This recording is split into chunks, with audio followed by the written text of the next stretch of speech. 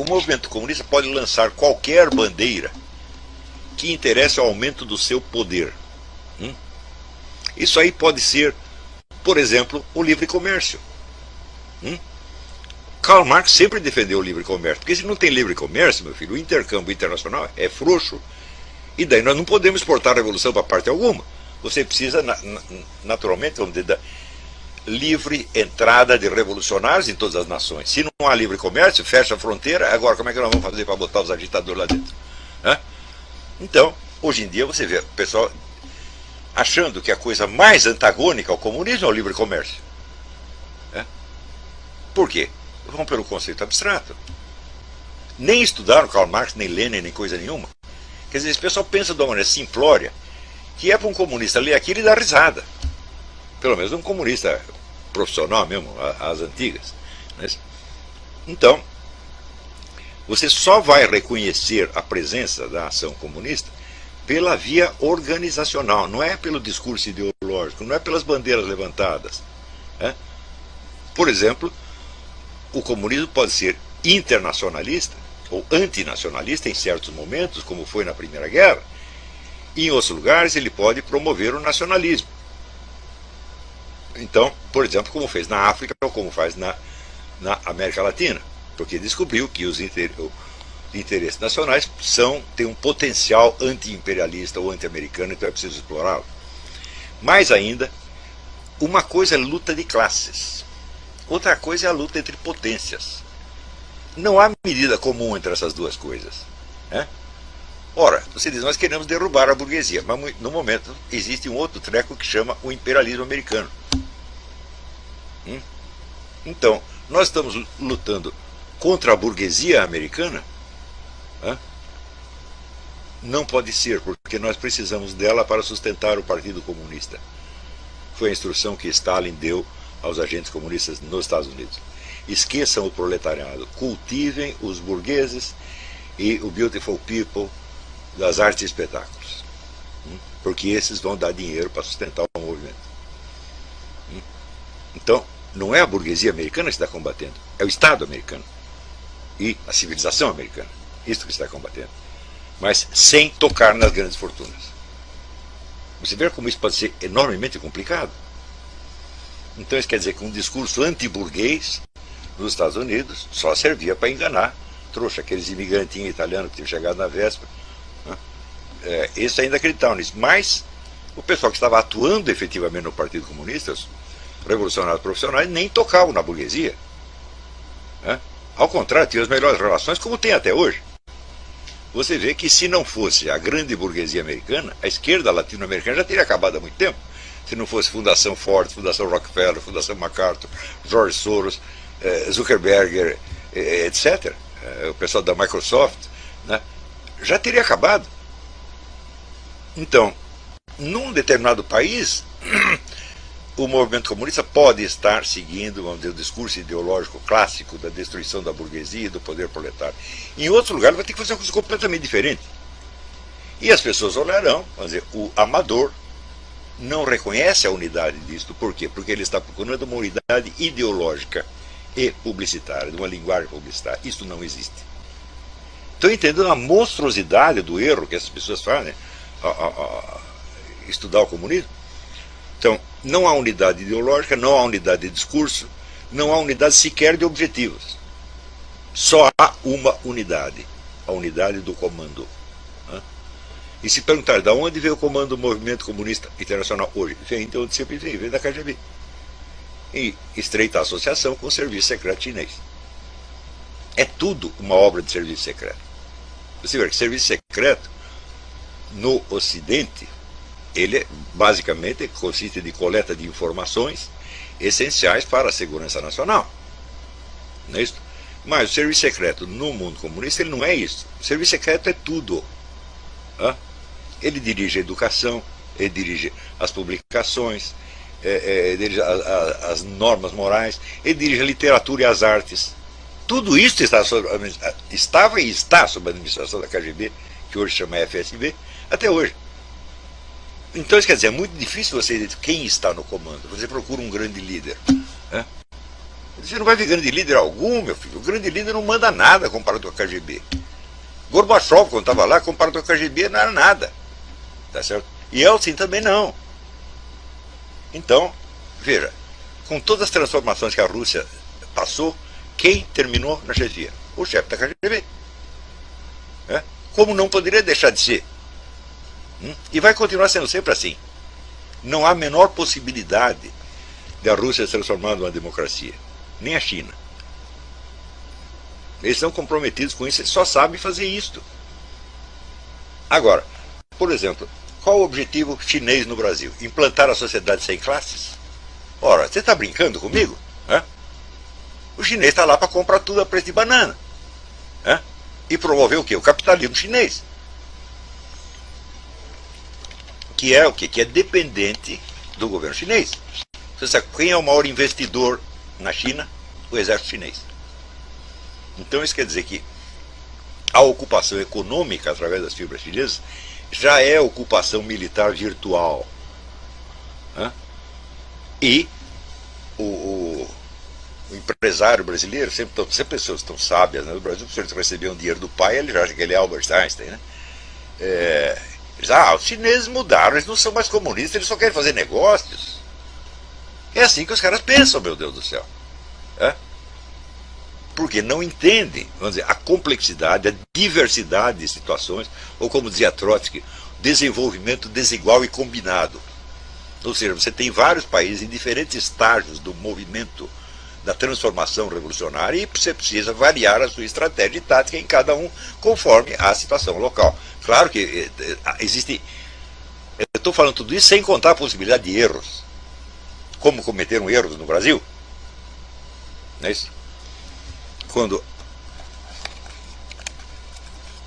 aqueles que apostaram na guerrilha, eles não sabiam que eles só iam servir para uma coisa: servir de garotos propaganda, depois de mortos, servir de garoto propaganda para outra facção do partido, a facção gramsciana, que foi pela aliança com a burguesia nacional, tomaram o PMDB, o antigo MDB, tá certo? E através do processo eleitoral foram subindo e acabaram dominando tudo. Então, os guerrilheiros serviram para isso, o que mostra que a guerrilha não era uma estratégia. A guerrilha era apenas, vamos dizer, uma tática errada que servia à estratégia contrária. Então, as guerrilhas foram um erro, evidentemente. Porque mártires haveria de qualquer jeito. Aliás, seria até melhor se não fossem guerrilheiros. Se o governo começasse a matar apenas militantes operários, desarmados, a propaganda funcionaria até muito melhor. Não é isso? Isso quer dizer que a concepção estratégica de qualquer dirigente comunista consciente implica um horizonte de consciência enormemente maior do que de qualquer liberal conservador na praça. Se você pegar aqui nos Estados Unidos, quantas pessoas compreendem o movimento comunista? Em outras épocas houve bastante gente, hoje são poucos. Eu destacaria aí o Jeffrey Nyquist, a Diana West e, sobretudo, este autor, que é o melhor de todos, Robert Chandler. Este livro é indispensável e deveria ser publicado no Brasil. Esse sujeito, em 2008, ele já estava escrevendo sobre o Foro de São Paulo. Esse livro é de 2008. E não só falando do Foro de São Paulo, mas mostrando o encaixe do Foro de São Paulo dentro da estratégia global comunista. A questão do conflito de classe e da destruição da burguesia pode e deve ficar para depois. Porque você não pode destruir a burguesia antes da tomada do poder. Aliás, nem imediatamente depois. Você precisa que ela continue trabalhando. Não se trata de destruí-la, mas de substituí-la gradativamente. Então, mesmo que não mude o sistema, o sistema pode continuar capitalista durante muito tempo. O que importa são os agentes que estão lá. Então, o que importa é a submissão dos grandes grupos econômicos à estratégia geral comunista. Quando você tem esses conceitos na mão, e acho que esses conceitos são absolutamente irrefutáveis, isto é exatamente assim, tá certo? Não tem como não ser. Então você vê, em primeiro lugar, que a visão que as pessoas têm do comunismo nas classes falantes brasileiras é simplória, bocó, tá certo? E perfeita para fazer deles idiotas úteis. Perfeito, né?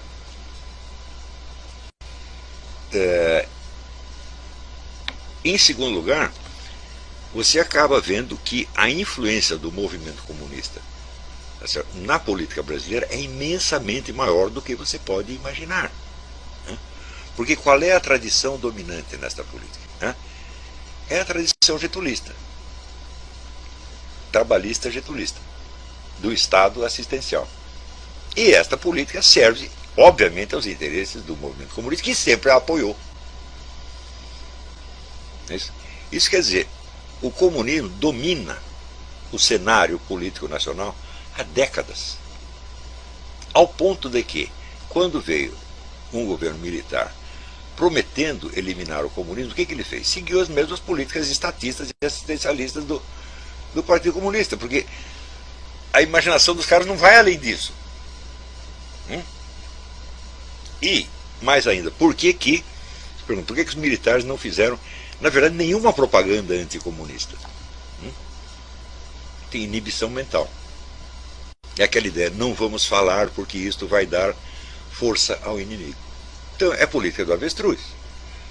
Você acha que você não falando do adversário, ele não vai adquirir força. Então, você mesmo se coloca dentro da espiral do silêncio e acha que com isso você está negando publicidade ao inimigo. Como se o inimigo estivesse louco para obter publicidade. É? O movimento comunista tem outra característica que é permanente nele. Ele sempre tem dois andares. Ele tem uma fachada pública e tem uma fachada clandestina. Mesmo onde o partido está legalizado. E o comando está sempre e necessariamente na parte clandestina. Então isso quer dizer que se você tiver líderes comunistas de alta projeção, eles não estão no comando. Vamos dizer, a variedade das estratégias requeridas para você manter um governo mundial dá ao movimento comunista uma elasticidade de discurso que é uma coisa monstruosa. Por exemplo, você tem ali desde a pregação ateística oficial soviética até a teologia da libertação. Ora, você imagina o que é este movimento quando ele entra num país como o Brasil, com uma classe dominante, uma classe intelectual formada do jeito que eu expliquei na última aula. É tomar doce da mão de criança. Isso quer dizer que o número de idiotas úteis no Brasil, no parlamento, na mídia, no empresariado, sobretudo, no clero, é imenso. Os caras não sabem de onde vêm as ideias que eles estão defendendo, não sabem onde essas ideias se encaixam dentro de uma estratégia mundial. E pensam tudo assim só setorialmente.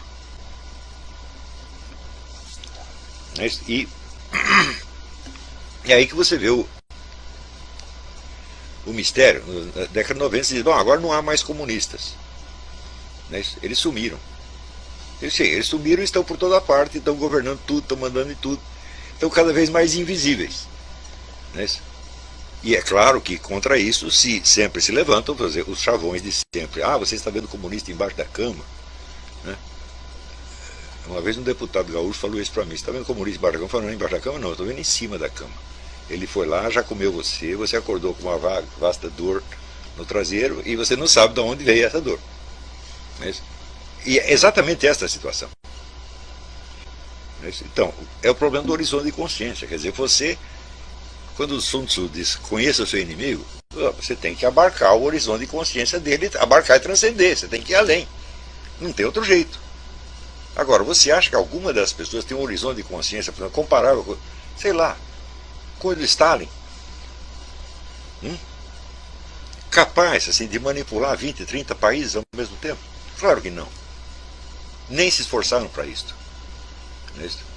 Então, o tamanho do inimigo é tal que ele se torna invisível para as mentes pequenas. Quando você consegue abarcar esse horizonte de consciência e transcender, então você começa a enxergar as limitações desse movimento. A primeira limitação é de natureza intrínseca. Eu já disse que a sociedade sem classe é o objetivo final do socialismo. Ele é inatingível não por dificuldades práticas, mas pela sua própria essência. Ele não foi feito para ser atingido. Quer dizer, ele é a gasolina que mantém o movimento em ação. Se ele for realizado, ele se cristaliza e ele perde liquidez, né? Então, automaticamente, o movimento revolucionário, que não aceita submeter-se a nenhum julgamento deste mundo, que seria o julgamento pela moral burguesa, a justiça burguesa, então ele se coloca acima disso, ele só pode ser julgado pelo futuro. Se ele só pode ser julgado pelo futuro, ele seria louco se esse futuro chegasse, porque daí ele seria julgado, né? Ele não seria mais o juiz, ele seria o réu. De vez em quando isso acontece.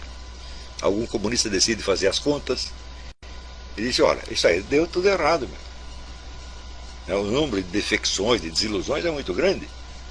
Mas o movimento comunista sobrevive a isso e frequentemente consegue reciclar e reaproveitar os desiludidos. Você veja, por exemplo, você pega aí o Leonardo Padura. Leonardo Padura se desiludiu com o comunismo cubano, mas está colaborando com o comunismo brasileiro. Porque ele acha que aqui é diferente, que no Brasil é diferente. E assim se sempre consegue reciclar essas pessoas, né? Ou, por exemplo, o sujeito larga de ser comunista, saiu do partido, então ele entra, sei lá, no PSDB, vira um socialista fabiano, coisa assim. Então é sempre possível reciclar, tá certo? O movimento comunista só vai ceder na hora que existir um movimento mundial anticomunista, que tenha, vamos dizer, uma estratégia abrangente. Eu acredito que só uma entidade pode fazer isso, só a Igreja Católica, porque ela é uma organização mundial também. Mas ela não quer, não, porque já foi mais profundamente infectada do que as pessoas imaginam. Tá certo? Mas há muita coisa que nós podemos fazer. A primeira delas, vamos dizer, é espalhar essa consciência, vamos dizer, da mundialidade, complexidade do movimento comunista, tá certo? E apagar essas noções simplórias de que para ser comunista você tem que pregar a socialização dos meios de produção, etc, etc. Deu para entender?